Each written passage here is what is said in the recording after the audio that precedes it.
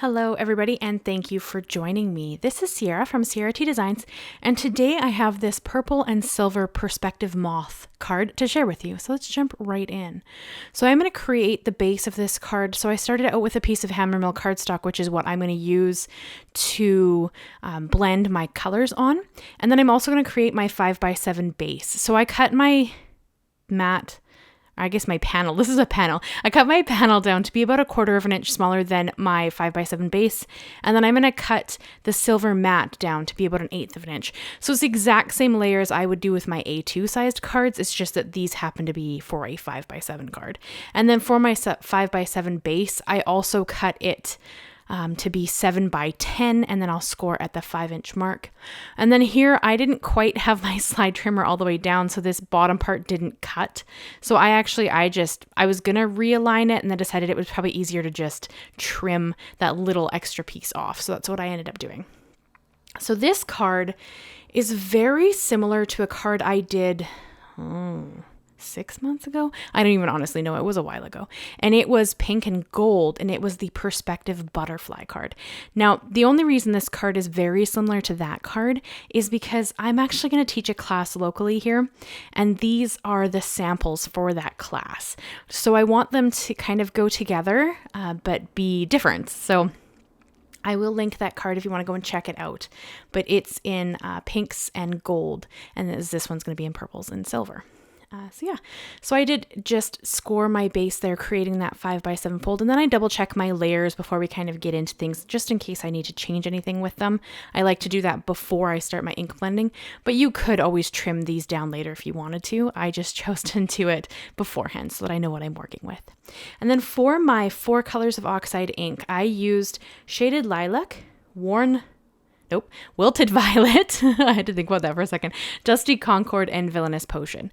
Now, the reason I chose these 4 specifically is because since Tim Holtz has now brought out the last of the 72 colors, I've rearranged my inks, and I really wanted to try these 4 purples together because he's now placed these 4 together in the color pan, like how you lay out your colors.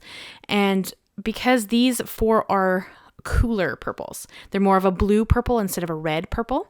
So the way the color palette has laid out now, I just really wanted to see how they kind of worked together in how they're laid out. So that was why I kind of chose these purple. Generally, I am more of a Seedless Preserves than Dusty Concord person, but there's no right or wrong purple here. You can choose any purple you like and then kind of go from there. These are just that's the reason I specifically chose these 4. And then here you can see that I'm blending on my Dusty Concord. It badly needs to be re-inked. So that's why you saw me kind of pause there for a minute.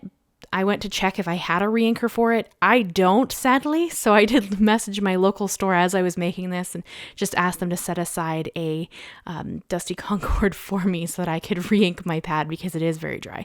I am getting to that point where I really need to purchase all of the re-inkers. So I'm slowly buying them as I notice what colors are desperately needing them. I mean, eventually I will own them all because I own all of the colors of Oxide. So I will purchase all of the re-inkers at some point, but at this point I only have a handful of them, and they're mostly the rainbow colors that I use a lot. So like Wilted Violet I had, and I actually had Villainous Potion just because the color's new, and when the colors were kind of coming out one at a time, I would purchase some of the re-inkers, but for most of the colors, I don't actually own the re-inkers yet, so slowly I am now collecting them all so that I can re-ink my pads, but that is something that I need to do pretty desperately for some of the colors.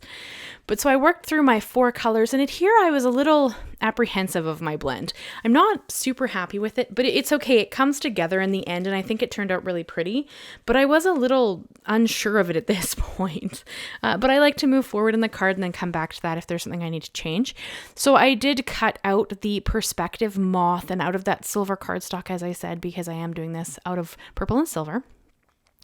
And I do find that some dies really like to stick to my magic mat, and I don't mind that. It makes it really easy to remove the dies or the cut out pieces from the die itself because they're all stuck here on the mat, right? So super easy to remove them.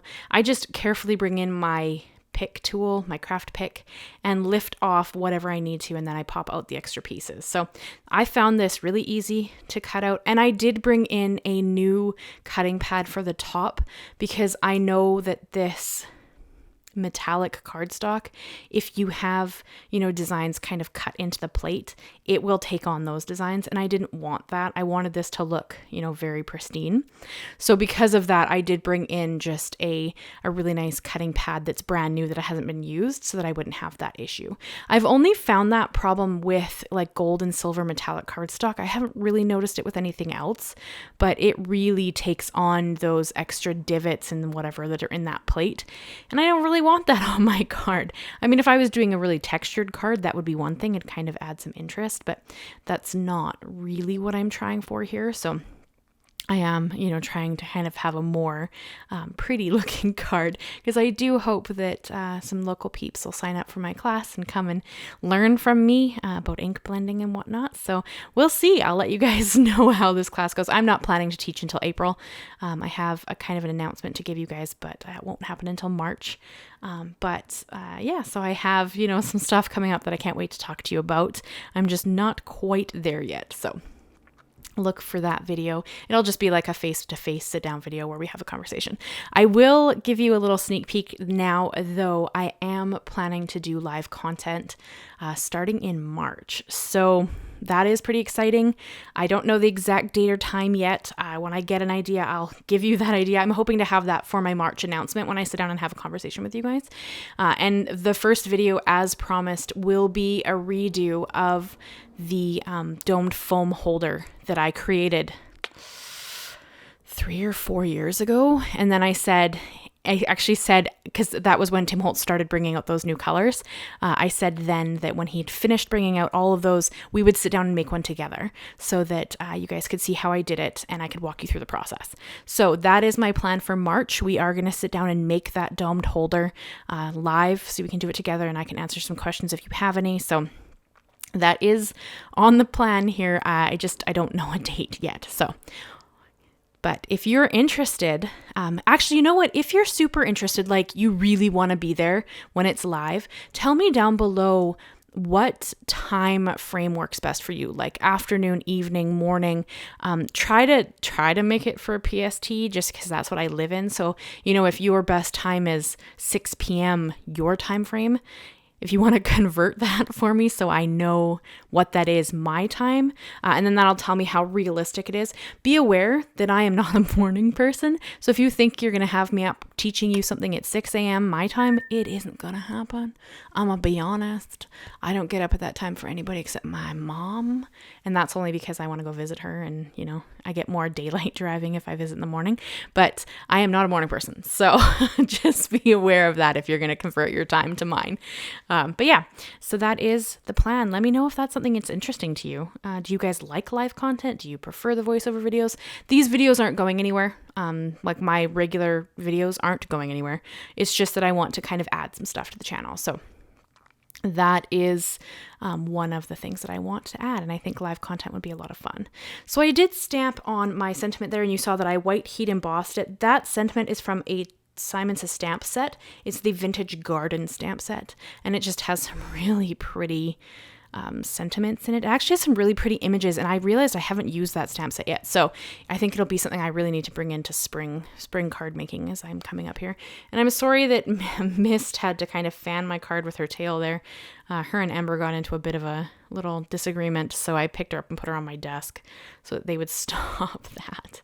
Every once in a while, my orange one just has to pick on my gray one, and she just can't help herself. The two of them, it's so odd. They get along smashingly, and then all of a sudden, out of nowhere, Ember has to pick on Mist. I don't know why. She just has to. So that's why Mist is sitting on my desk. And then she just walked over to my other desk because the two desks actually sit together. My editing desk sits right beside my crafting desk. So yeah, so I adhered everything there. You saw me adhere the layers with my little moth. I chose to have most of the moth showing on this one. The moth, though its wingspan is quite large, it's actually slightly smaller than the perspective butterfly in that it fits on the card better, if that kind of makes sense. So I intentionally have more of the moth on the card. Here's the problem. I want the cards to look like they belong together, but I don't want them to be the exact same because then I'm just teaching you to make the same card 3 times. So that's not really interesting, So there will be a third card coming that will be of the same vein, but different. I know what I want to make. I just haven't quite figured out how to get there yet. So once I figure that out, I will share that with you guys. But that's why I want them to look like they go together, but I don't want them to be the exact same. But the class is focused on ink blending, right? But I want you to I want a person who comes to the class to leave with a finished product, right? So it's something you can take home and give away right away. That is why I chose different sentiments as well. So the first one was a birthday card. This one is a thank you card. And the third one will be, I don't know what yet, but it will be not a birthday or thank you. It's probably going to be either like an anniversary or support. Maybe it's like, you're amazing, that kind of thing. But I want them to be of the same vein, but slightly different. Hopefully that kind of makes sense. But give me your thoughts, guys. If you watch this video and you've listened to me, talk about random stuff, let me know if you'd find this interesting for a class, because this is my first class. I have to be honest, I am super nervous, super excited, but super nervous that it's not going to be something people want to learn, because ink blending is kind of I love ink blending. It happens to be one of my favorite techniques, but some people don't enjoy it. So, would you sign up for a class to make these cards? Let me know. I'm really interested. And if you wouldn't, if this isn't your jam, what would you rather learn? Tell me that, because, I want ideas for future classes and whatnot. So that is the card I made for you guys today. I hope you enjoyed it. I love to know your thoughts. Leave me a like, leave me a comment. Consider subscribing if you haven't already. I have new videos every Monday and Thursday, and I have some pretty interesting stuff coming in 2024, I think. So come and hang out with me and come back and visit some more. Thank you so much, guys, and I will see you again very soon. Bye-bye for now.